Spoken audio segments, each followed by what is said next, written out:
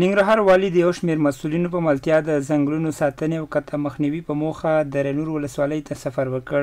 ننګرهار والي حاجي ملا محمد نعیم اخوند د سیمې مخورو او ولسي وګړو سره د ناستې پر مهال دوی ته د ځنګلونو پر اهمیت خبرې وکړې او ورته یې سپارښتنه وکړه چې په ساتنه کې مسؤلینو سره ګډه همکاري ترسره کړي.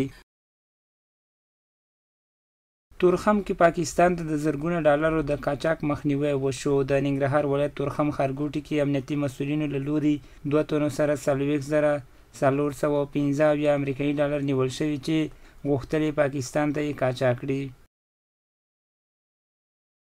او ننګرهار کې د غصب مخنیوي تخنیکي پلاوي یو شمېر املاکي قضیې وڅېړلې. تخنیکي پلاوي پریکړه وکړه ترڅو یو شمېر قضیې له نږدې وڅېړل شي او یو شمېر نورې مرکز سره د هدایت په موخه شریکې شي.